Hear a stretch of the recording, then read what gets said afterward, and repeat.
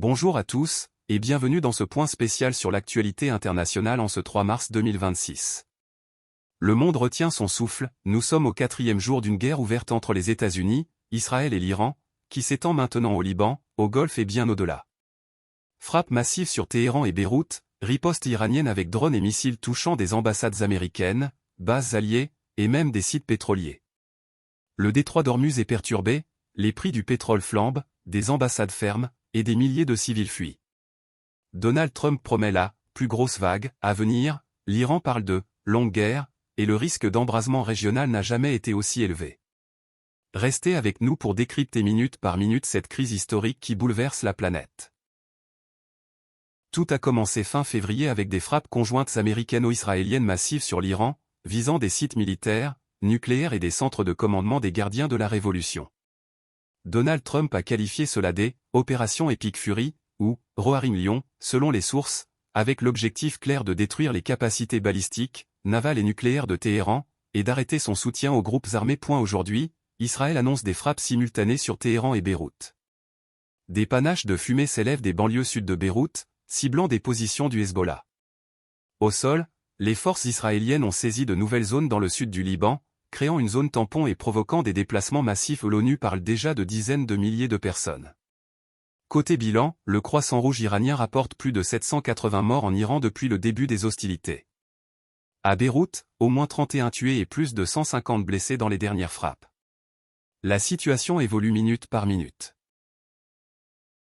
L'Iran a promis une longue guerre et multiplie les contre-attaques. Des drones et missiles iraniens ont visé Israël, des blessés à Jérusalem mais aussi des cibles américaines et alliées dans la région. Des frappes ont touché l'ambassade américaine à Riyad en Arabie Saoudite, explosions et incendies confirmés, une raffinerie à Ras Tanura, des installations à Dubaï, une base australienne aux Émirats, et même Chypre en Europe. Au total, au moins 11 pays touchés selon certaines sources. Les États-Unis ont fermé leurs ambassades en Arabie Saoudite et au Koweït, évacué des diplomates dans tout le Moyen-Orient et recommandé aux Américains de quitter immédiatement 14 pays de la zone. Trump a déclaré que la plus grosse vague de frappes arrive bientôt, et n'exclut pas des troupes au sol. Il estime que l'opération pourrait durer plusieurs semaines, voire plus longtemps que prévu. Le conflit s'étend donc bien au-delà de l'Iran, Liban, Golfe, et menace directe sur les alliés occidentaux.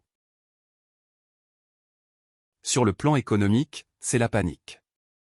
Le détroit d'Ormuz est perturbé, voire partiellement fermé selon certaines annonces, ce qui fait flamber le pétrole. Le Brent a grimpé de plus de 4,5% en quelques heures. Les bourses plongent au CAC 40, DAX, Dow Jones en forte baisse.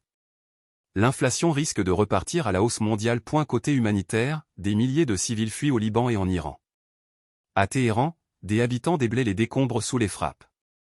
L'AIEA confirme des dommages récents sur le site nucléaire de Natanz, sans extension radioactive détectée pour l'instant. L'ONU et la Croix-Rouge appellent à un cessez-le-feu immédiat. La Chine demande un retour au dialogue et condamne les opérations militaires. En Europe, Emmanuel Macron a annoncé un rehaussement de la posture militaire française dans le Golfe et des vols spéciaux pour rapatrier les Français vulnérables. Donald Trump répète que les États-Unis prévaudront facilement et que l'objectif est un Iran incapable de menacer quiconque. Il a évoqué la possibilité d'accepter un régime réformé à Téhéran, selon d'anciens responsables comme Petraeus. Netanyahou parle d'une action rapide et décisive, mais c'est un pari risqué sur le soutien américain durable. L'Iran rejette toute négociation tant que les frappes continuent. Le Hezbollah menace une guerre totale au Liban. En Europe, la France et l'Allemagne renforcent leur coordination nucléaire stratégique face à l'instabilité. La Russie et la Chine appellent à la désescalade, mais sans condamner explicitement les frappes initiales. Un détail révélé par Marco Rubio, l'attaque américaine aurait été déclenchée en partie pour protéger des forces US menacées par un plan israélien initial. Où va ce conflit? Les analystes parlent désormais d'une guerre régionale ouverte, avec risque d'embrasement plus large si les troupes au sol s'intensifient ou si le nucléaire iranien est davantage visé. Pour l'instant, pas de pénurie immédiate de carburant en Europe, mais la vigilance est maximale. Les marchés restent nerveux, les évacuations se multiplient. Restez connectés, la situation change très vite. Demain pourrait apporter soit une escalade massive, soit espérons-le une fenêtre diplomatique inattendue. Merci de votre attention. C'était le point international du 3 mars 2026. À bientôt pour les prochaines mises à jour.